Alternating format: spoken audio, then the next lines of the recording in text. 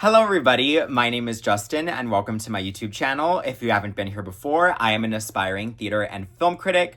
I write theater reviews on my website, justintheaterreviews.wordpress.com. So please make sure you check those out. And if you like what you watch here today, please make sure you like and subscribe to this channel. All right, so today we are going to be talking about two very different movies about pop stars. The first one we are going to be discussing is A24's brand new film, Mother Mary, written and directed by David Lowery and starring Anne Hathaway and Michaela Coel. And the second film we are going to be talking about is the brand new, long-awaited Michael Jackson biopic from Lionsgate, simply titled Michael, starring Jafar Jackson, Colman Domingo, Nia Long, and directed by Antoine Fuqua. All right, so let's get into it. First up, we are going to be talking about Mother Mary. So Mother Mary is a film about a pop star named Mother Mary who is planning her big comeback performance after an accident that occurred at her last concert before taking a hiatus. And when she's planning her comeback performance, she's running into problems with her wardrobe. So she needs to go back and visit her ex-wardrobe designer, a woman named Sam, who we can also kind of presume is perhaps Mother Mary's ex-girlfriend. They never quite say what they are to each other. We, the audience, are just kind of left to presume. We learn throughout the course of the film why these two women fell out, kind of what they have meant to each other in the time since they're falling out. And the film is just kind of us, the audience, seeing if they're going to be able to work this out. And it's a really interesting film. If you can't tell, it's very character-driven more than anything. I'm having a hard time kind of even just explaining the plot because, like, that's just what the film is. It's, are these two women going to be able to work it out? And what do these two women mean to each other? That is just the crux of the entire film. One thing that I do appreciate about this film is that while you're watching the film, it does kind of feel like to some degree you are watching a play. And one thing that the film is really, really good at is its exposition. It just doesn't spoon feed the premise and the plot of the film to you. Throughout the dialogue, they're just like dropping all of these eggs about who these characters are, and just kind of just slowly drawing you into the world the characters live in and into who these women are solely through the dialogue. And I really appreciate that as a lover of theater and just as a lover of like screenplays and character-driven drama films. It's not this big in-your-face film. It's really this intimate drama about these two women. And I would say that about like 70% of the film takes place in the same room. We do occasionally cut away to like flashbacks, performances, and fantasy sequences, but the core of this film are the characters of Mother Mary and Sam, and it's just really anchored by Anne Hathaway and Michaela Coel. The film, as you kind of get to the end of it, and as it keeps introducing itself to the audience, which it kind of does kind of spend the whole film doing. It's a very exposition-heavy film. You kind of discover that this is a ghost story. Not like a ghost story in the traditional sense, but a ghost story of the ghosts of who these women were in the past and who they have turned out to be. It is a very metaphor-heavy film. Nothing about the film is in your face or straightforward. This film is very much a lot about the metaphor, so don't go see this film if you're not ready to think. But no, it's a really great film. Something else that I do appreciate about the film is that it is kind of this gay story without saying it is. Characters just exist, they are who they are, and I think that's so just absolutely wonderful to see, and it's great for me, the audience. I am the target audience for this film. Something that has kind of been in the conversation and in the press tour surrounding this film is Mary. She's this fictional pop star. And when you're watching the film, you can kind of see right away some comparisons to like who they based Mother Mary off of. Of course, the one they kept bringing up is my queen of everything, Taylor Swift. And you do see how Taylor Swift and the Reputation tour in particular, which is the tour they named in the press tour as inspiration for Mother Mary, you can see those clear influences in the film. But honestly, to me, Mother Mary reminded me mostly of Lady Gaga and her artistry. Throughout the film, you do see these big performances from Mother Mary in the arena, and it looks like it's an Anne Hathaway concert film, which is it's amazing. It's so fucking good. And the original songs that Mother Mary sings were written by a handful of people, but Charlie XCX did a few of them. Jack Antonoff did. I believe he produced most, if not all of them. I'd have to check the credits for each individual song. But they did the music, and the music in this film is really, really good. This soundtrack is about to go triple platinum in my house. I wish Mother Mary was a real pop star. I would go see her because like she is just like this perfect like fusion of like these like amazing pop icons like Taylor Swift, like Lady Gaga, like Beyonce. It's amazing to see. Like they created this really great pop star, and the music is so good, and not just the original songs but also the score as well, which was done by Daniel Hart. But every time any music appears in this film, whether it be in an original song in a Mother Mary performance or whether it be from Daniel Hart's incredible score, it's really emotional and it's just really heartening to see, and it is great cinema, I would say. And speaking of great cinema, the visuals in this film were so stunning. I loved the cinematography. I loved the editing. I loved just seeing all the colors and just like all of these beautiful like pictures they created of Mother Mary, especially when she's in concert, and especially in some of these like kind of fantasy horror film-esque sequences. It's so honestly breathtaking. The visuals in this film are breathtaking. There's this one absolutely incredible sequence in the film where it's a Mother Mary performance, and you start backstage and then you end up on stage with Mother Mary, and everything about this sequence is so dreamlike, and it's stunning. It's absolutely stunning. Like, you have to see it. I would say this film is worth seeing just for those visuals alone, and personally, like, it's the type of stuff I love to see in any film whatsoever. The staging of the performances is good. The costumes are great. Mother Mary has some really amazing costumes, and it's a really well done film. The performances are really excellent. I think Anne Hathaway is as amazing as you've ever seen her. This is the year of Anne Hathaway. This was her first big release. I'm seeing The Devil Wears Prada pretty much like right after I wrap up filming this video, and she's so amazing in this film. I would say it's one of her best performances I've seen from her, honestly. And I know Michaela Cole had been in some films previously, and I think when I checked her Letterboxd actor profile, I was like, okay, so like I've seen her before, but like this is the first time I can say like I've truly seen Michaela Cole, and she was just absolutely great in this.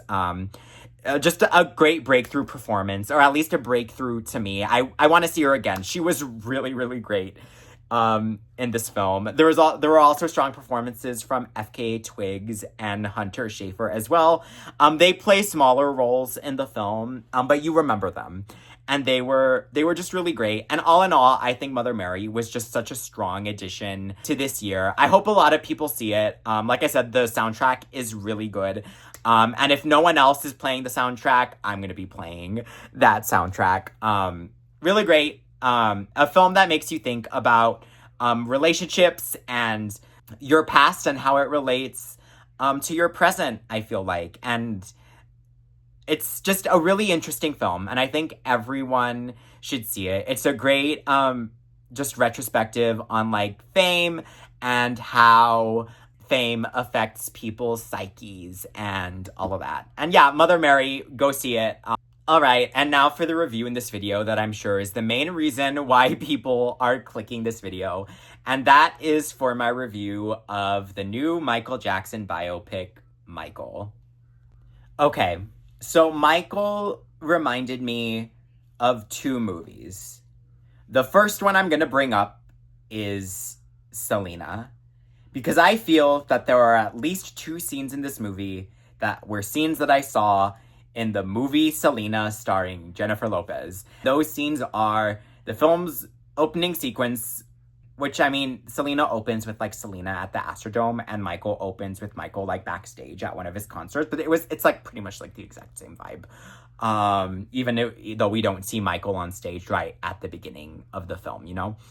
Same vibes. And, there's a scene of him at the toy store, and he gets mobbed by fans at the toy store. Where have I seen that before? In Selena, but also it's not an original concept for a scene in Selena either, because that scene's also very much giving Pretty Woman, you know? Anyways, and then the second film that Michael reminded me of is Wendy Williams, the movie. And I feel like if you have seen Wendy Williams, the movie, which, yes, is in fact a real movie that exists. Like, I watched this movie when it premiered on Lifetime, of all places, and Michael isn't a Lifetime movie, but if it was a Lifetime movie, which it might as well be, it would be the best Lifetime biopic I have ever seen in my entire life. Okay, so I know that probably sounds like super scathing, but Michael is a pretty enjoyable film. It is not unlike any other of the music biopics you have ever seen. In fact, it's pretty paint by numbers, by that sense. And like I said, it's mostly pretty enjoyable. I do enjoy the music biopics. I really loved A Complete Unknown. I even loved Springsteen. And I did find myself getting pretty emotional at a few different points in Michael, particularly during the Jackson 5 scenes. Just because I think out of all of Michael Jackson's discography, my favorite, honestly, to me, it's the Jackson 5. The I Want You Back and Stop the Love You Say May Be Your Own are like two of my favorite songs in his entire discography. And they're really great. I got emotional. That said, I do think the film honestly was pretty meandering, much like Wendy Williams, the movie. And as the film got closer to the end, I kind of felt like the film forgot that it was supposed to be about anything. And it just kind of, at a certain point, just starts to feel like just like these like random vignettes of Michael Jackson's life. And honestly, if you go and you read about the production history, about how they pretty much had to throw out the second half of this film and start over, and honestly, it just really did feel to me that they were just trying to stretch out like the first half, I guess, of Michael Jackson's career to fit into this like not quite 2.5 hour running time. And I get that it's probably because they had to throw away the second half of the film. Because like at a certain point, I was just kind of like, why is the movie still happening? Like, they couldn't have found like a better place to end it, because honestly, like I think this film probably could have lost like 30 minutes and it would have been fine. So yeah, that is an issue with it. And like I said, that is more than likely due to the production problems. And at the end of the film, they do hit you with the Michael Jackson will return in Avengers Doomsday. So I'll be interested to see how they continue the rest of his story. And honestly, I do imagine that if it's like the first film, it'll probably it could probably very well end up to be a very strong film. Will say, and I'm not going to get into all of the Michael like Jackson stuff. I really don't have anything to add of value to that conversation. Everyone who feels strongly about the allegations and all of that have their minds made up on Michael Jackson one way or the other. I have nothing of value to add that's gonna push the envelope.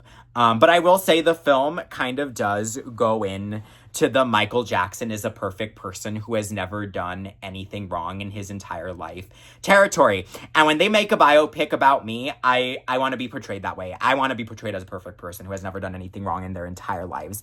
Like, this film will just have you believe that Michael Jackson was like this perfect angel on this planet. If you're looking for like a deep character study on Michael Jackson, this is not that film. The film is entertaining. It's never as interesting, though, as I feel it wants to be. There are lots of great scenes. There are lots of great moments. But as a whole, I don't think I don't think it was a very compelling film. I think even a lot of like the other biopics like Bob Dylan and Springsteen are more interesting films in how they portray the film's main characters. That said, still very entertaining. Like, you'll get the biopic kick, you'll get like I like this. And like I said, there was a lot that I liked about the film. It's also not as concert heavy as I think a lot of people online would have you believe. Because I've seen that there have been clips going around of like people dancing in the theaters and that people are saying it's basically a concert movie. I don't think that's true at all. You do get that, but it's not like a concert movie. Cast is really great. Jafar Jackson, of course, is really excellent in that Michael Jackson role. Coleman Domingo is great as his dad. I was really quite moved by Nia Long as Michael's mother. Oh boy, Giuliano Cruvaldi, I hope I'm saying his name right, was amazing as young Michael. Miles Teller is in the film. Barely. When they do the second movie, I do wonder if he's going to be in it, more. The film itself, honestly, it is pretty Lifetimey to me. It's very entertaining. To me, I didn't think it was at the same caliber, as the other biopics, and I don't think it was even at the caliber of what a Michael Jackson biopic should be. Personally, if I was a studio executive at Lionsgate when presented with the screenplay or with the cut, I would have sent either the writers or the editors back, and I probably would have told them to come back with something better. But it's entertaining.